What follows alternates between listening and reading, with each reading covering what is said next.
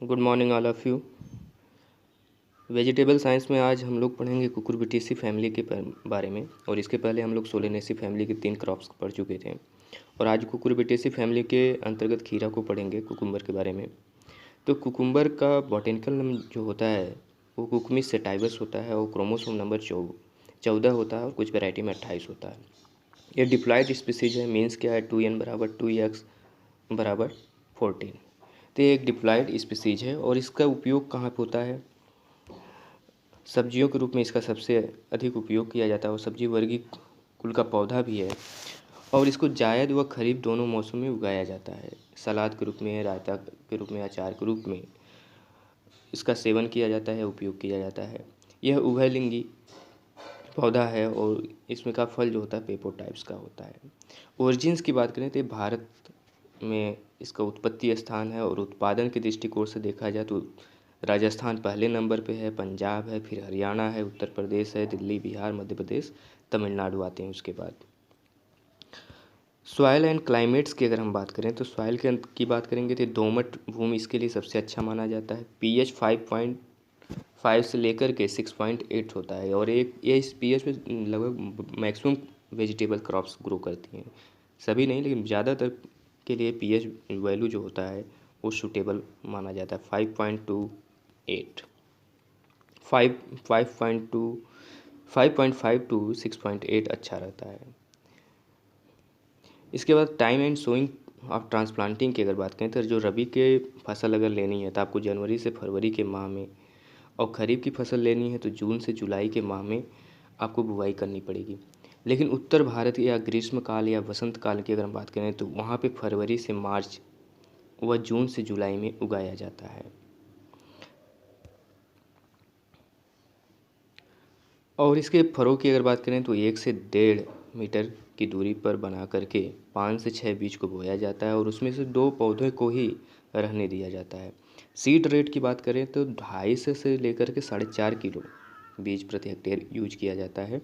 Improved variety अगर हम बात करें तो इम्प्रूव वैरायटी, इसमें कुछ इम्प्रूव वैराइटीज़ का लिस्ट है, आप इसको लिख लीजिएगा और इसमें से कुछ के बारे में हम लोग अलग से जानेंगे। तो पहली चीज़ ये जानते हैं कि इम्प्रूव वैरायटी जो होता है, खीरा के केस में 3 तरह की वैरायटीज़ होती हैं। एक तो मोनोसियस होती हैं, डायोसियस होती हैं और या कहें गाइनोसियस भी होती हैं।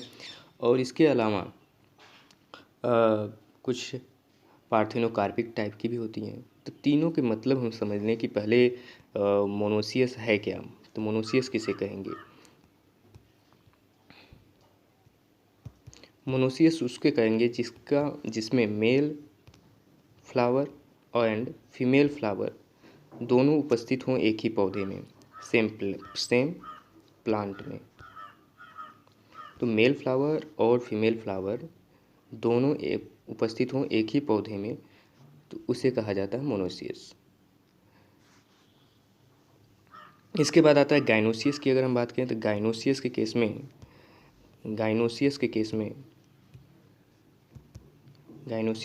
में होता क्या है कि सिर्फ फीमेल फ्लावर ही उपस्थित होता है पौधे में। अब यहाँ पे दिक्कत क्या होती है, अगर गाइनोसियस पौधा लगा रहे हैं तो इसके साथ में क्या करना होता है कि कुछ मोनोसियस के पौधे भी लगाने पड़ते हैं जिससे इसका पॉलिनेशन हो सके।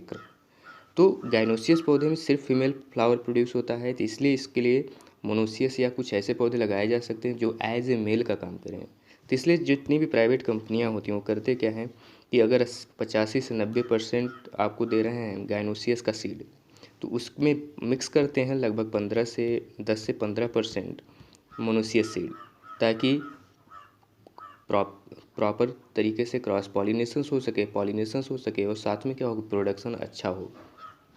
तो एक गाइनोसियस पौधे का है। गाइनोसियस पौधे से फ़ायदा क्या होता है कि इसमें जो फीमेल फ्लावर अधिक होता है, इसलिए गाइनोसियस के केस में क्या होगा कि फ्रूट सेटिंग यानी कम समय में अधिक उत्पादन मिल जाएगा। और लेकिन समस्या इसके साथ क्या होगी कि इसके लिए पॉलिनेशन की अलग से व्यवस्था करनी पड़ेगी। मीन्स ऐसे कुछ पौधे या मोनोसियस टाइप के पौधे ऐसे लगाने पड़ेंगे जिससे पॉलिनेशन हो सके। मोनोसियस के केस में क्या है, उत्पादन थोड़ा सा प्रभावित होता है क्योंकि वहाँ पर नंबर ऑफ मेल फ्लावर भी होते हैं, ज़्यादा होते हैं इसके कंपेरिजन में, और फीमेल फ्लावर होता है। तो इसलिए जब मेल फ्लावर ज़्यादा हो जाएगा तो फीमेल फ्लावर थोड़ा सा वो कहीं न कहीं उसके उत्पादन को प्रभावित करता है। तो मेल फ्लावर जो है उत्पादन को प्रभावित करते हैं, क्योंकि उसमें फ्रूट सेट होगा नहीं। जब भी फ्रूट सेट होगा फीमेल फ्लावर में होगा। और तीसरी एक वैरायटी हमने बताया था कि पार्थेनोकार्पी है। ये बहुत इंपॉर्टेंट, इस टर्म को समझना बहुत ज़्यादा इंपॉर्टेंट है। तो पार्थेनोकार्पिंग में क्या होता है कि विदाउट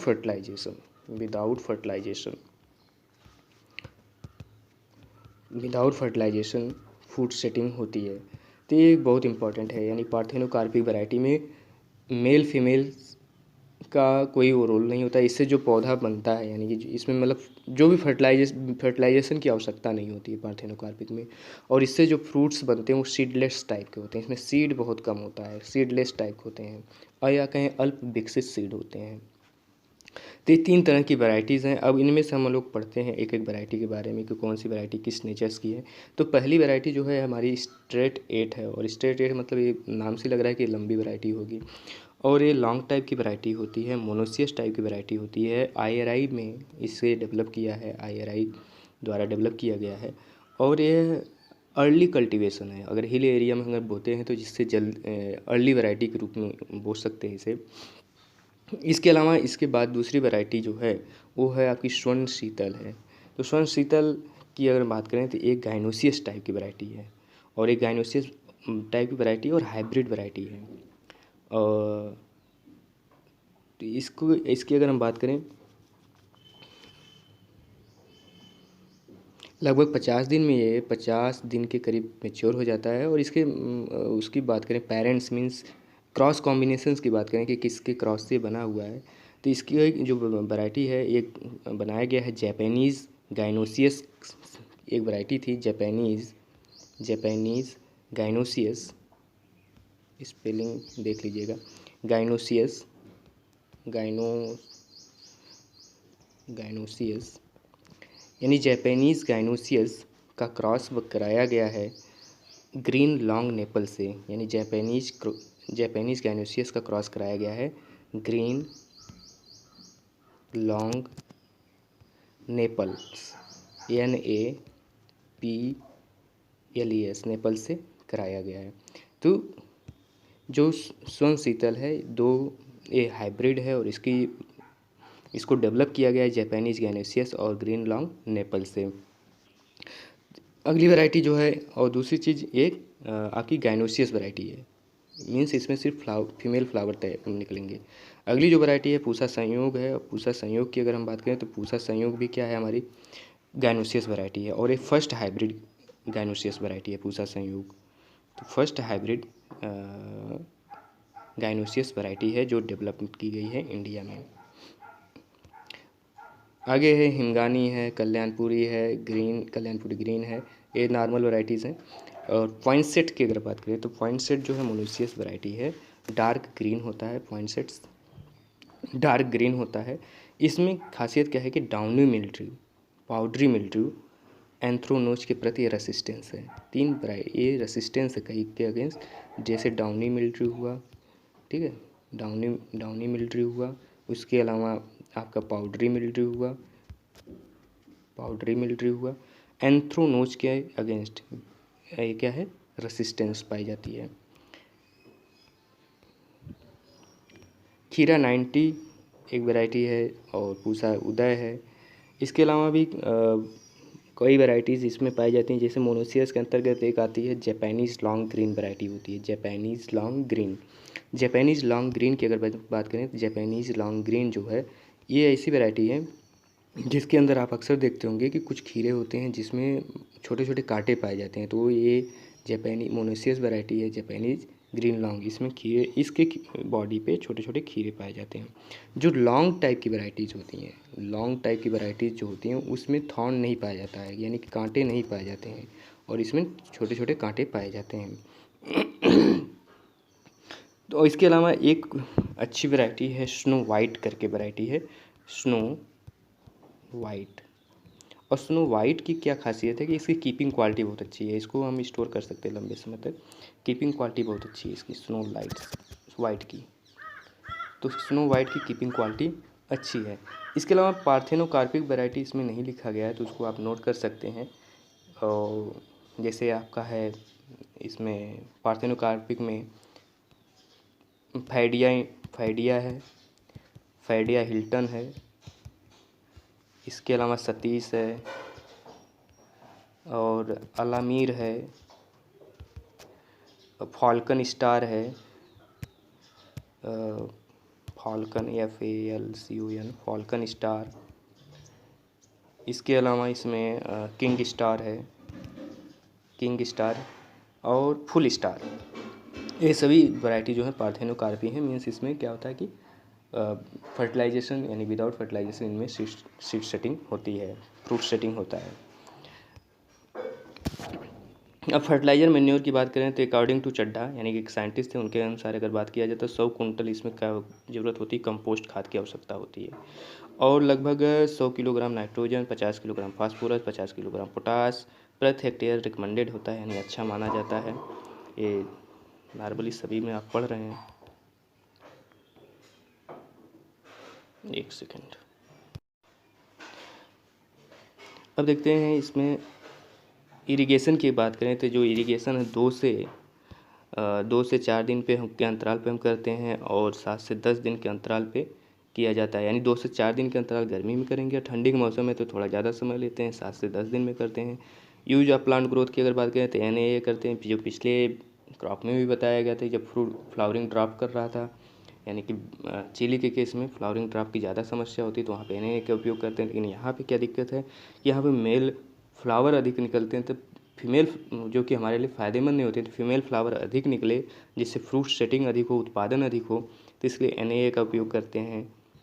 ट्राइडे बेंजोइक एसिड का यूज करते हैं, एथ्रेल पो का यूज करते हैं। जब पौधे में 2-3 पत्तियाँ निकली हों उसी अवस्था में इसका स्प्रे कर देते हैं, जिससे फीमेल फ्लावर अधिक निकलने लगते हैं और जिससे उत्पादन क्या होता है कि हमारा बढ़ जाता है।